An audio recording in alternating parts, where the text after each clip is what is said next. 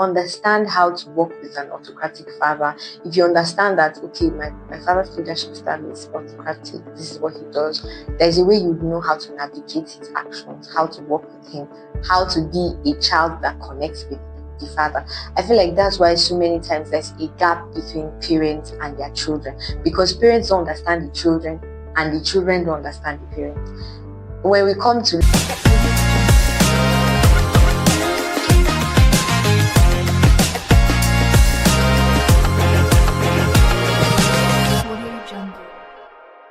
Well, hey there, if you followed our last episode, we started a new series titled Leadership and Trauma. And here with us today is a special guest that will take us deeper into this conversation. She's a creative writer who loves to debate. Yes, she loves to debate, and she usually wins from the track record that I've known. Then she's also interested in education and community impact. She's committed to personal growth and empowering of others through meaningful conversations and service. So, the Better family, let's welcome Emanuela Simon Aldo. Welcome. She's actually from Kaduna State. Yes. So, who is a leader? Okay, thank you so much. My name is Manuela Simon Audu, as he widely introduced, and I'm more than excited to be on Beyond the Response podcast. Thank you to the host and the team of Beyond the Response podcast. So, the question, who is a leader? I think I watched the last video you made, and there was a statement that struck me so much, which was, a leader is someone who takes you from where you are to where you need to be. The basic term leader comes from the word lead. Now, to lead is to show someone the way, just as he said in his last video, that you take someone from where they are to where they need to be. That's the basic definition of the word leader. And I think it's a term that we're so familiar with from childhood, growing up. It's a familiar language. People say, "Oh, you need to lead."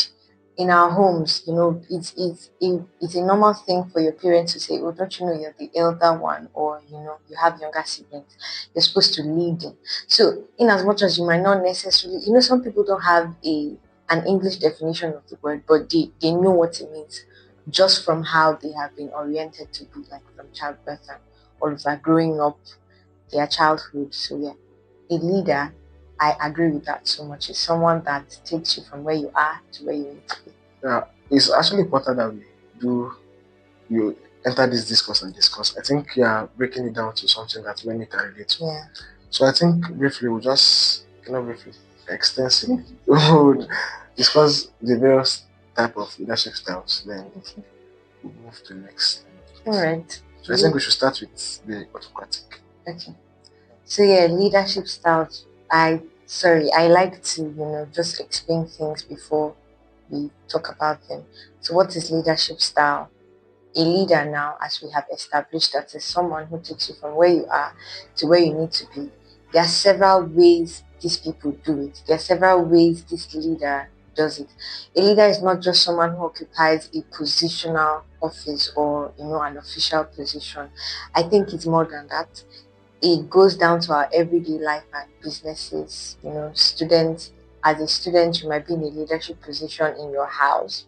Being an elder sibling is a leadership position. That's so true. True. Yeah. So it starts from there. Now, there are different ways we can handle these leadership positions that we find ourselves that might not necessarily be in an official state.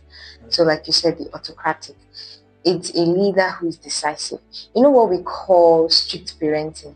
Most times, that's what this autocratic leadership has to do. Just when I think of autocratic leadership, that's what comes to mind, my head. Like strict, someone who is strict, someone who is decisive. I also think from the word autocratic. When we hear autocratic, it has to do with a military kind of thing, right? I like Don't to question others. Yeah. So auto and cratic. When you think of the word literally, auto is like automatic, right? That's the short form for like automatic. Then cratic comes from the word democratic, right? So now it's a combination of the both coming from, they're removing the cratic part of democracy and then putting it there. And then there's just this sense of military, like, so they do this, Dictatorship kind of yeah, stuff. a dictatorship kind of thing. So autocratic leaders are basically strict people, people that always, say this and make sure that it's done. They barely give enough opportunities for innovation, especially from their followers and all of that. Well, I feel these some cases. Mm. I think this style may be the best they can apply. Well, okay. Some people are of the view that an autocratic leader is the best you can apply, but I don't think I'm of that view. Why? Because there's so many lapses that comes from the angle of an autocratic leader. They don't give space for innovation. What I mean by that is they don't give space for, new ideas from members or followers that they have. So they more like have the final say. When I say this is what is going to happen, this is it. We don't get to cross-check it and say, okay, sir, I think this could do, I think this could do. They're just, yeah, let's do this and go forward. In as much as that might be, time conscious, because you don't get to spend a lot of time in decision making, easy decision making process. That's actually That's an advantage actually. Yeah. But I think it's going to save a lot when the decision that we make collectively turns out well and we don't have to spend or have negative consequences from the decision that you make alone and then it turns out wrong. Yeah. You get right. So I feel like autocratic doesn't give that room for followers to express themselves. Yeah. If you have an autocratic leader, there's no way. It's just yes sir, yes sir, yes boss. Yeah, that's basically what you'll be doing. There will not be times where you would say, oh sir, I think your idea is good, yes, but what don't you think we could do this way, or let's check this out, let's do that. Then you see that when you blend everything together, you can come up with more productive results. But when we have an autocratic leader that is goal oriented and doesn't seem to care about everybody's view and opinion, or some people's view and opinion rather, just do whatsoever they want to do. Wow. So there will actually be limited innovation. Yeah. From me, right? From a perspective, I feel like it wouldn't give enough room for innovation and just brainstorming. I like the idea of brainstorming. It comes with working together as a group. As much as we're a group and we know that you're a leader, we need you to give us the opportunity to express ourselves in a way. Now, your position as a leader helps you to navigate our expressions, so you can just help us, just direct us in a way. If you see that this expression is going overboard, you can then call to order and say, okay, I like your idea, but I think this could work. Now this is in terms of like an official kind of group setting where we have a leader. For example, in a classroom, and then there's a group leader, and we have the members of the group. So they're saying this, oh, I think this, I think that.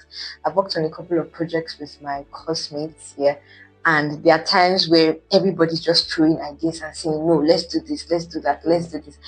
If I were an autocratic leader, because I happen to be a leader in so many instances, if I were to be an autocratic leader, I would just drop on the group and say, oh yeah, this is what everybody's going to do. And you don't have a choice than to just do it. I just say yes. But then when everybody's saying, oh, I think we should do this, let's do that, let's do this, I see all the ideas coming in. But then I come in the point where I get to navigate and say, oh, this idea is beautiful, but then don't you think we can do this? Instead of doing this like this, let's do this way. Yeah, I think this will push us to the democratic style of leadership. Actually. So the democratic style of leadership is much more flexible in a way. Autocratic is rigid in its sense, but democracy, as the name implies, or democratic leadership, which comes from, like democracy as a system of government, is more flexible. It allows for people participation. In government, when they talk of democracy, they're talking about the people. I mean, the basic definition of democracy, according to like primary school definitions, is government for the people, of the people, and by the people. So you see that it's very people oriented. They're always saying, oh, what are we doing? I think this should happen, and all of that. So a democratic leader or democratic leadership is one that engages the people. So there's no form of political apathy. Now I'm talking about government here. There's no form of political apathy because these people are in a way engaged. They get to decide. That's the requisite way of carrying out democracy. But we see that the case is different in so many countries, Nigeria, for example. But going back to democratic leadership now, it allows people to be expressive. If you're a democratic leader, you'll be one that could make a decision and then come to your followers or your members and say, okay, this is what the board has decided. What do you think about it? How do we go about it? Do you think what part can you play in this? How are we going to do this and all of that? That is democratic leadership. I feel under this democratic style, people tend to be more committed because they feel they have a say in what goes on. Actually. So that's the difference. One of the difference between autocratic and democratic. That because when I find that my voice has value in this place, I would want to speak. Yeah, people actually feel valued. Exactly, I would want to be there. But when I see that I don't even get the chance to express myself or say anything, I'm just so numb. It's just like marriages, let's use marriage example now for autocratic leader. If you have a husband who's always having the final say and saying you do this and all of that, blah blah, there's a way you become numb. You will not want to contribute anything. There's some wives that are robotic. Let's just have a random train ahead. None of that. But in a democratic style where you get to contribute, oh, I think this is what we should do. And then he comes and he's like, okay, what do you think about this? You can contribute yours and you feel valued because your voice matters, because you see that your contributions are taken up. And then when you work towards it together, you get to know it expands your mind because you get to know whether what you did is right or wrong, and it builds experience in a way. Talking about this autocratic and democratic style, in the absence of the leader, I feel the democratic style will tend to survive more. Actually. Than the autocratic, because everybody has a say is already being trained to like, okay, one day you can be a leader. So this is how you act, say act. Okay, let's move on to the next one. Transformational leadership style. Well, as the name implies, transformational leader. Transformation. I think this leadership style dictates a lot that statement that you made, which is it takes you from where you are to where you need to be. That's a whole process of transformation on its own, going from a point of becoming to being that person that you want to become. That's where you transform. Yeah, to being that person that you want to, being the self that you want to, the vision that you have. That's the whole concept behind the transformational leader. So a transformational leader is in a way autocratic and democratic. I want to see that it's autocratic and democratic because there's a balance between the two. In as much as democratic leadership style is good, flexible and all of that, one of the disadvantages is that people can be overly expressive and there can be too many opinions and advice to give, which could slow down decision making process. That you don't know what to do now because everybody is giving an idea and then everything just seems too good and you don't know which one to pick and all of that. But when you have like a balance of the autocratic and the democratic, there's a way you could merge both and say, okay, I know I gave an opportunity for us to speak and say all those things, but yeah, this is what we're going to do. Now we have decided, everybody has said what they need to say. This is what we're going to do. And you see that in that process, since people are able to speak, they still feel valued in a way. But then you get to say, okay, this is what we'll do. And you draw the line. You draw the line, exactly. And then the transformation happens. But if everybody's going haywire, this is saying that, that's saying this, and then there is no forward-looking way, we're going to be stuck at a point. We don't know where to go. It's a transformational leadership. I think the opposite of this would be transactional leadership. Yeah. Which I think is one of the most. Those, it may seem effective. Yeah, for some people in some organizations, it's effective for them. Leadership, right, and its styles, it depends on how you're able to apply it in various instances of life. Leadership in itself is not static. So it is wisdom and it is intelligence for whosoever is a leader to be able to know which leadership style is perfect for a particular situation.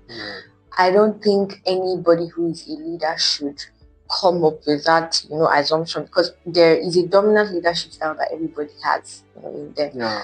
For some people, it's autocratic. The dominant leadership style is autocratic. And coming from temperament, the 4 types of temperament, cholerics are most likely to be autocratic leaders. What they say is what happens and all of that.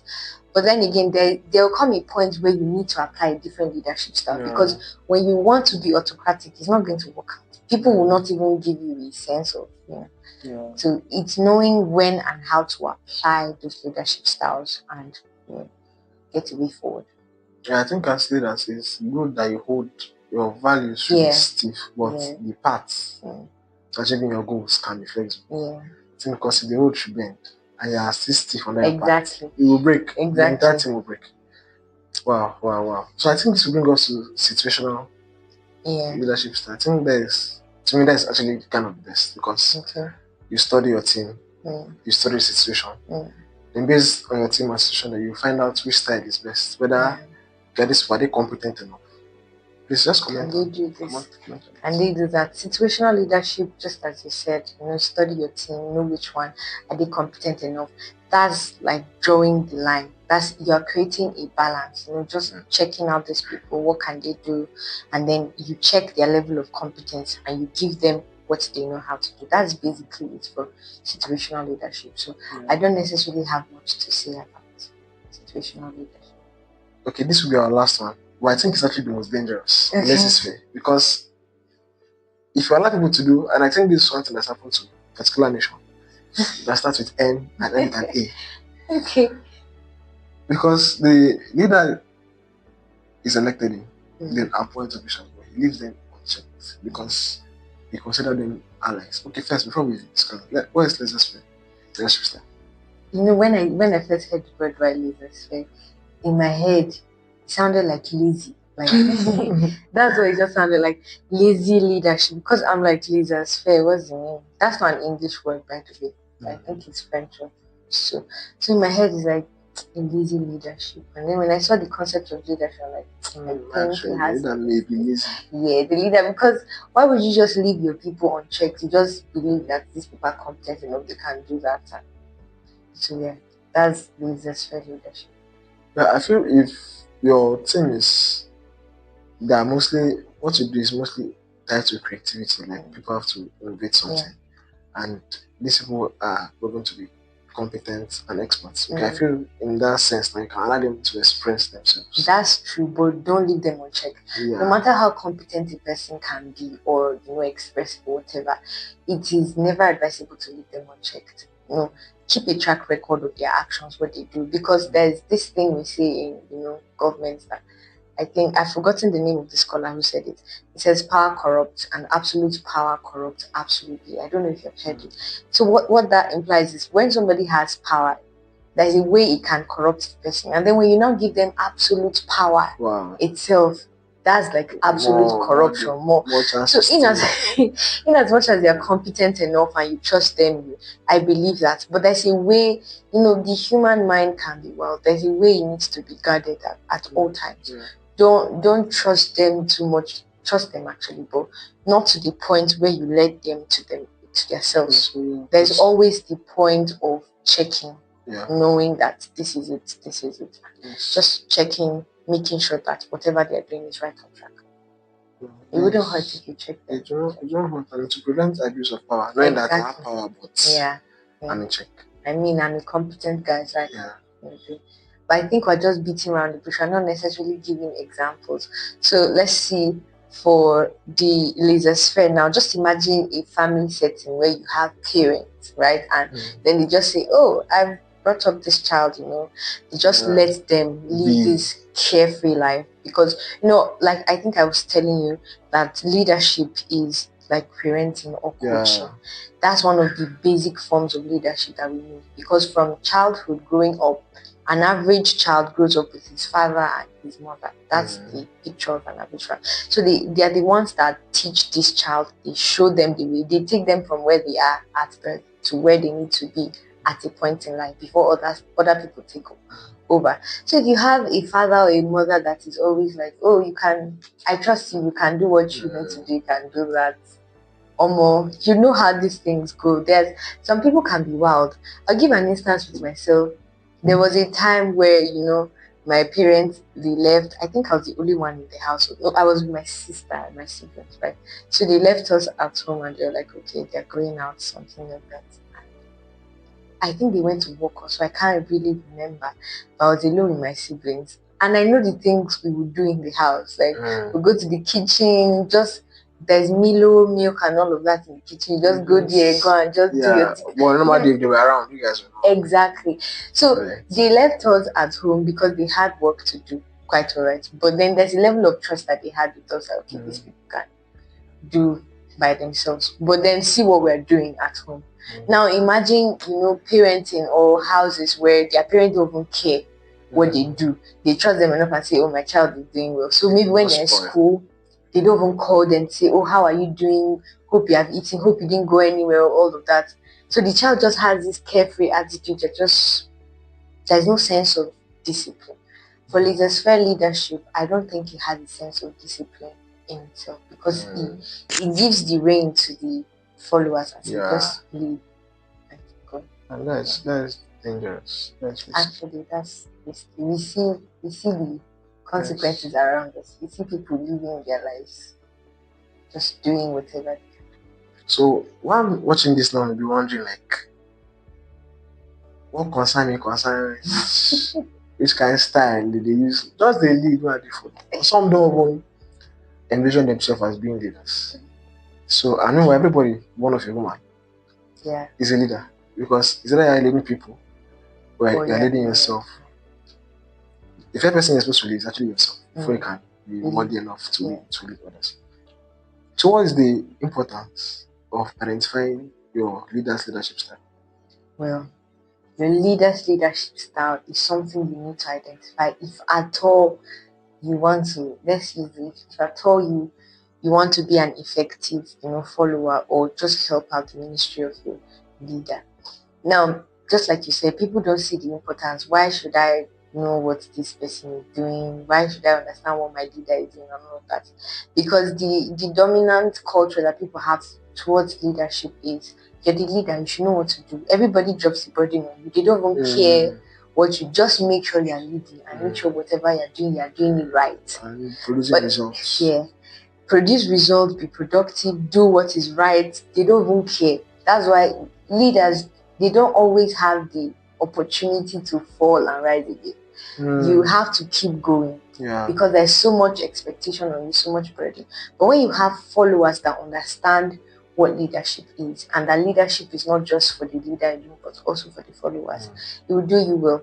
Understanding your leader's leadership style is very important so that you can help your leader in the times that he needs help, and also help yourself because it's building your own self in capacity while you're following your leader. It's so important, but people don't see the value of it, why it's important. Just like our parents now, most African parents, right? Permit me to say that most African parents employ the autocratic kind of leadership style. They are just, let's do this. And most because they were trained like that. Yeah, because they were trained like that. Yeah. So you see that laissez-faire leadership, like we said, there's no touch of discipline. But when we come to autocratic, it's so dominant there because there's a high level of discipline in autocratic leadership. Now, if you understand how to work with an autocratic father, if you understand that, okay, my father's leadership style is autocratic, this is what he does, there's a way you know how to navigate his actions, how to work with him, how to be a child that connects with the father. I feel like that's why so many times there's a gap between parents and their children because parents don't understand the children and the children don't understand the parents. When we come to leadership style now, if you understand your father's leadership style as a father, it would help you to talk better to him, to communicate better with your father. If your father understands your leader, your followership style rather, if your father understands you as a follower because now he's a leader, he would understand how to, work with you. It would just aid a smooth navigation process between the both of you. Like the comments. So, what are some pointers that one may look to? Because I feel like one pointer is if you watch how your leader decides, when it's a decision to be made, how does he decide? Does he call you guys and say, okay, this is the issue we have on ground, what I'm going to do? Or does he just issue out? You just say, no, in your office, this is what I'm doing. Yeah. Or you just say, this is a problem, I don't care how you do it, but I want to solve before 4 p.m. today. Okay, that's the point. So which other thing can someone look at and say, okay, this is my leadership style? Like the way we've explained, the types of leadership styles and all of that. From the explanation of a leadership style, you would know how this person is and what kind of leadership style he employs. Like I said, family is the most basic unit of the society, right? And it's from there that we learn most of the things that we know today, aside from the external influences that we have. So if you can identify leadership style from your family, I believe it would help a lot when you go out to, secular places like the office, with your friends in school, and all. You will understand the leadership style of people there. For me, I was first open to a transformational leader. That's my father, right? So he's autocratic and he's a democratic leader. Both of them. He employs, yeah, he's mixed. So he employs both of them. When I was growing up, I feel like his dominant leadership style is the autocratic leadership style. That was it for me when I was growing up, because he was just dishing out strict instructions. You will not do this, you will not do that, you will not do that. But then over time, I realized that, as we grew older in my home, my siblings, there was a way he started to, weigh out our decisions. If a decision were to be made, he would call us together. Okay, this is it, this is it. How do we go about it? What do you suggest? And when we say something that goes overboard, he is kind enough to say, okay, this is how we're going to go about this. I like your contribution, but we can do this better. We can do this way. So that was the first time I was experiencing, a leadership style and knowing that this is what it is. Now, reading something like this, when I first came across the word leadership style and all of that, I was quickly able to recall that, okay, I've experienced something like this. I've seen this kind of thing firsthand from my father. So yeah, if you hear or rather the leadership styles, it'd be very good for you to be able to identify and say, this is it. This is a laissez-faire leader. This is a transformational leader. This is an autocratic one, and all of that. So before we conclude and we close, I would like us to discuss one more type, Okay. and it's the type that most leaders will shy away from. That's really the servant leadership. Okay. So, like it says, servant leadership. I think there are two words that contrast each other, because a leader is not a servant and a servant is not a leader. But your ability to be able to imbibe both characters in your leadership journey or position is going to do a great deal. Because now you see, like you said, most people shy away from it and they don't want to lead in that direction, because it takes a lot from the leader. You have to first of all carry the responsibility of being a leader, and then carry that as well of being a servant. So it's as though you are both a leader and a servant all at the same time. A servant leader checks up on his people, not just on their competence and productivity. He checks up on their personal growth and how they are as individuals, not necessarily as the position that they occupy, probably in the office now. A servant leader would be that kind of burst out. Ask, oh, how is your mom doing? How are you doing? Are you fine, really? But these days we find that bosses, or your leader in the office, barely ask questions like that. All they need is type this for me, give me that, and do this and that. So a servant leader is much more interested in the person that is carrying out those responsibilities than even the responsibility itself. Because I believe that servant leadership have the opinion that if their followers are sound, both physically, spiritually, and all round, they'll be able to give out their best in productivity. Mentally, especially. Yes, mentally too, as well. If they're sound in all aspects, I believe they'll be able to give out their best. So that's how servant leaders think. Now, leaders would basically ask questions like, how can people help me achieve this vision that I have? But a servant leader would ask questions like, how can I help these people grow? How can I help these people become the best version of themselves? He's not just concerned about what he has to gain as a leader or what he has as his visions for leadership, but his own vision rather is that which is embedded in the vision of the people. So he's concerned about who they are, what they become, how they are doing, how they are trying to become, that person inside out, interacting with these people. There's this, I feel like servant leaders have this seamless communication that happens between they and their, workers or their followers or anything in a situation like that. They know how to communicate with their members and bring out the best from them and also understand what is happening inside them. You could be a worker and you go to work and you're going through trauma or you're going through a lot. The way we say these days that we're going through a lot. You could be going through a lot and you go to work and you know mentally you will not be able to give out your best because you're not even fine. A servant leader is one that will be able to recognize that this person is not fine on the inside and would want to know how to help this person come out of that situation. He will not just be interested in knowing what is wrong, but he will also be interested in knowing how to help you get out of that situation. I think that's the leadership of Christ that we have over us as believers. He's not just concerned with what we come to him with, coming as bold, strong people. He's concerned about what is inside you. Who are you on the inside? And if what you are on the inside is not good enough, he's willing to help you become a better person. That's basically. And I feel among all the leadership styles, the one that the leaders tend to lead by example. That is, they don't just give out instructions. Yes. When they give a rule, they live by that same rule. It has to be exactly. Let's take autocratic rule.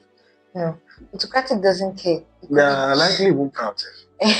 Actually, that's why I said at the beginning that most cholerics are autocratic leaders. Cholerics have a tendency to get angry. Like they have short tempers, so they could just easily have an outburst and just say whatever they feel like saying. They could throw harsh words at you, say insults and all of that, and they wouldn't mind. They won't care about what they said, but what they have commanded or what they have issued as an instruction is what you have to do. So, if as we give a closing statement concerning this discourse we just had, what would that be? Okay, a closing statement I'd like to say is everybody is a leader. There's a theory that states that, or there's a school of thought rather, that states that leaders are born inbuilt, that some people are born with leadership characteristics, while others believe that leadership is something that you become, that you learn. You're not just born with it. Well, I believe that at least a lot of us are leaders. No, not a lot of us. Actually, everybody is a leader because you first need to know how to lead yourself. You as a person, there's so much inside of you that if you don't know how to lead yourself, I don't think you can lead people. From day to day life, you have to make decisions. So many, as a student, they look small, but they compound. Actually, they compound. You are making so many decisions. That's leadership in itself. It's from those little things that we are not able to handle the big things. He that is faithful in little, would get. So it's when you're able to handle those little things that you would know how to handle the bigger things that will come your way. The bigger things like occupying, a CEO position, with a major company, or becoming a husband in your house or a wife in your home, and just learning to dish out instructions or say this is what will happen and all of that. So some of us don't even believe we're leaders in the first place. And if you don't believe that you're a leader, if you don't believe that you are who you are, there's no way you can walk in that direction. So that's why people just live their lives carelessly. But I believe that everybody has leadership potentials inside of them. And if we're able to harness them, know about these things, work with them in the right way, we can become better people. The best way to, harness your leadership potential and be that person that you need to be is to submit under your own leader who is above you. So if you're a follower somewhere, if you are, supporting somebody, if you have a friend or just anybody, your parents, your siblings, and all of that, you can do well by helping or supporting their ministry of leadership. It doesn't have to be a formal or official kind of leadership thing. Wherever you find yourself, try to submit as much as you can. I believe that it is in the process of submitting that we learn more. That's where the servant leadership comes in place, where you that is now serving, through that process you are learning. And in the case where you are giving the mantle or giving a position to occupy, you can do well because you have learned the art of serving. You know how to serve. So, yeah, you can serve others. Yeah, so thank you very much. Thank you too. Is anything to deduce from today is that leaders are not made from they are not made from big events. They are made by little decisions that really make big. So when those little choices compound, as far as what to wear, what to eat, maintain your skills, what to class, show up. It's all this thing that compound. So thank you for coming. It's a privilege. So Thank you. she came highly recommended from. I'd heard good testimonies. Good no good testimonies. Thank God. Thank you very much. Thank you. So please do ensure to like, share, subscribe, comment, please. It doesn't bite. It doesn't bite, please. Yes, it doesn't bite. The series continues leadership and trauma. We'll see you in our next episode. Thank you very much. We are the BTR podcast and we go beyond the reaction, helping people to understand themselves and others because where understanding goes, tolerance follows. Thank you.